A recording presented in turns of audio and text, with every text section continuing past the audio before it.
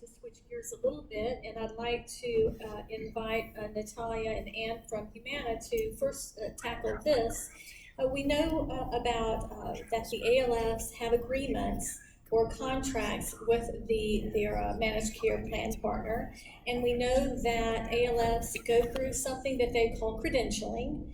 But what is the difference, Natalia or Ann, what's the difference between credentialing and the agreement between the plan and the ALF? How often does that credentialing occur? Who says what it must entail? If you could address that a little bit for us. That would be me. My team handles both the credentialing and the contracting. So in order to be a part of the network and be a participating provider under the Medicaid or long-term care program, you need to go through credentialing to begin with. So that initial credentialing process happens, and you are required to submit your information similar to what CAQH requires, as well as an ownership form, your W-2, and that credentialing is good for a 3-year period. We will come out and do what is called a home and living evaluation study with you prior to that contract going into place. When we negotiate a contract with you, that contract is what's called evergreen. And evergreen means that there is no end term to that contract. We will have that contract go in place. It has an initial 1-year time frame, that during that 1-year time frame, for whatever reason, either one of us can term that agreement, but beyond that, it is evergreen. We work with you, with the provider relations representatives on a very regular basis, coming in, meeting with the DONs, understanding what's going on in the facility. Every time we need to go through re-credentialing, which is on a 3-year period, we will come back out again and we will do another home and living assessment. That home and living assessment is a requirement of the state, but it's also important because things can change.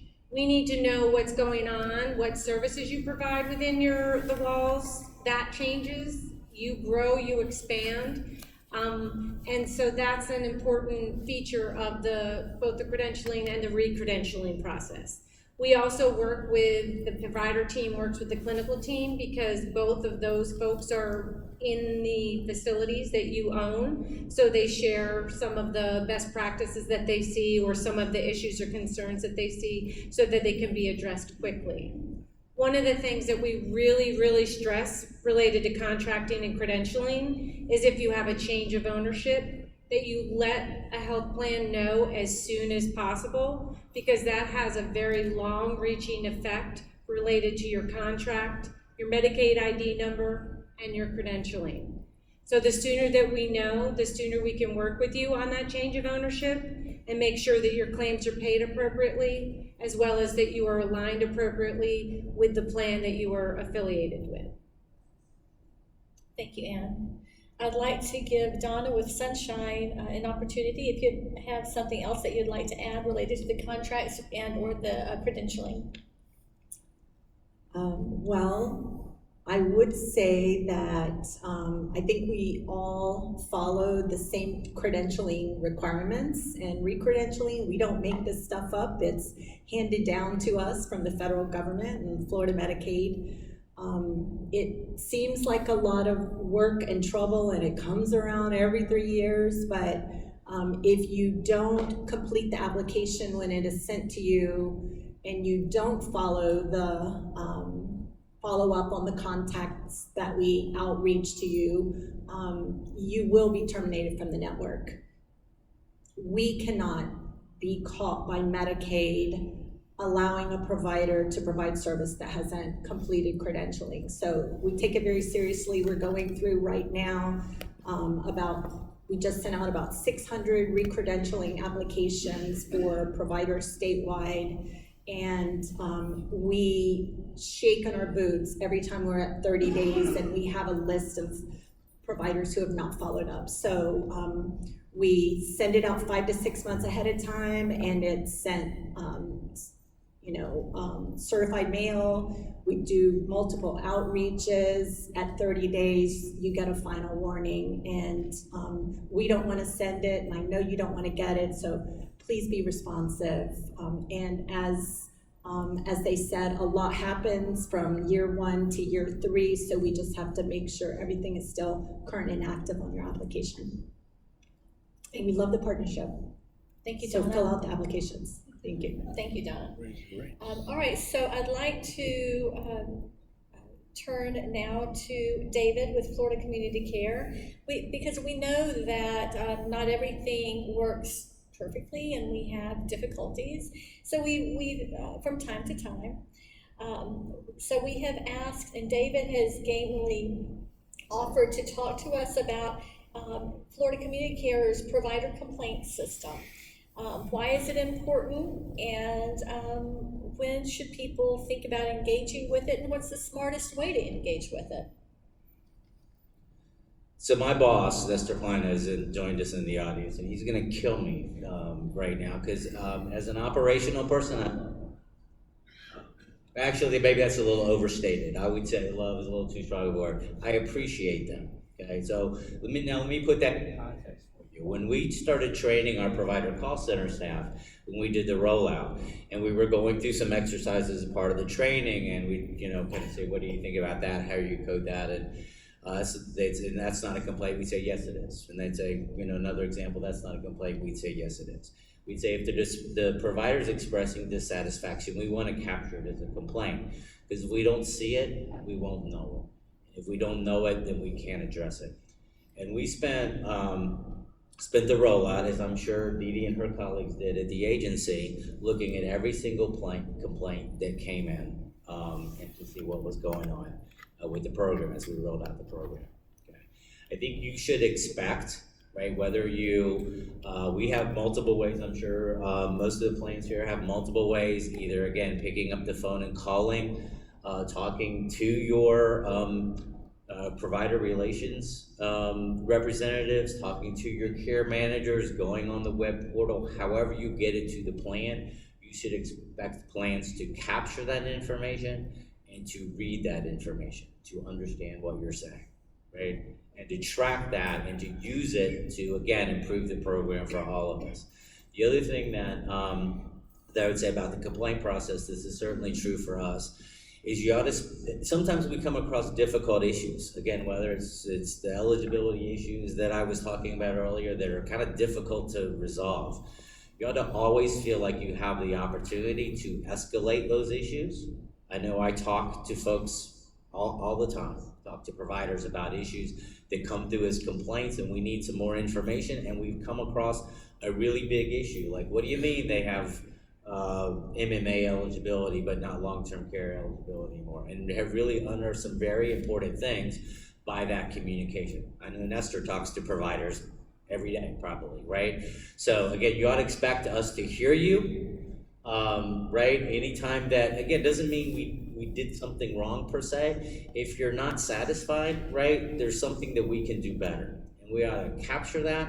We ought to read it. We ought to take it seriously. We are required to report it to the agency, right? And we ought to talk to you about how we use that information to, again, make the program better for all the people that we serve. And before we close, is there anyone else, any of our panelists who would like to talk about their complaint system in the aspect of that? Please feel free. I would just like to add that we are required by the state, and it's very prescriptive on how we need to respond back to not only providers but members related to the complaint process. We have many different ways in Humana to get that complaint into the organization. Like you said, David, you can come through the provider relations representative, you can come through the care coach. We have a website, we have a mailbox, we have a call center. There's many different areas that you can come in and register that complaint. We are obligated to respond to you timely. We research it holistically, not only from the aspect of what your complaint is, but how it impacts your members, our members, and how we can get to the root of what the cause is, so that it's not singular in focus, but it's really giving us a deep dive in many of the root causes that we may see, so that we can really address those and correct those so that it doesn't become a prevailing issue with our network.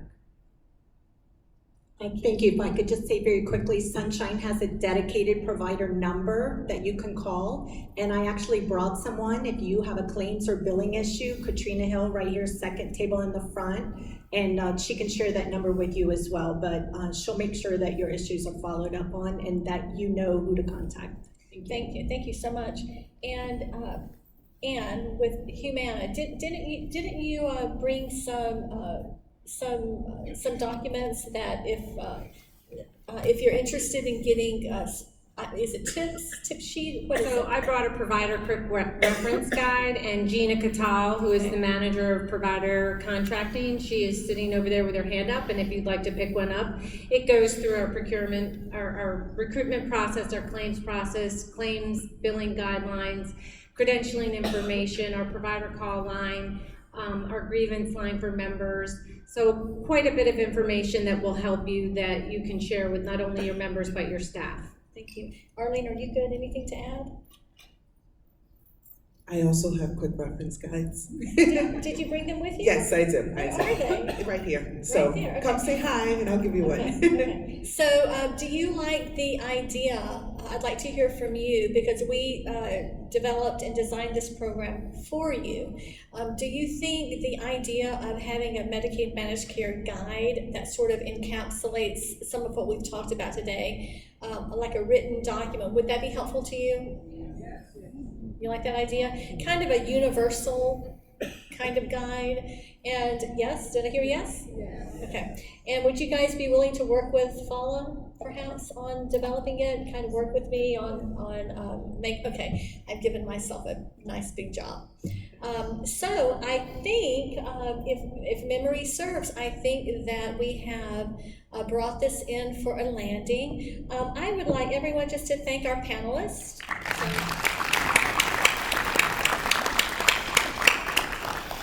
I've learned so much just working with each of you. So thank you so much you're all very busy individuals, and you've invested your time with us today, and I really appreciate that. And I know the audience does too. And you guys, thank you so much for coming, listening to the group.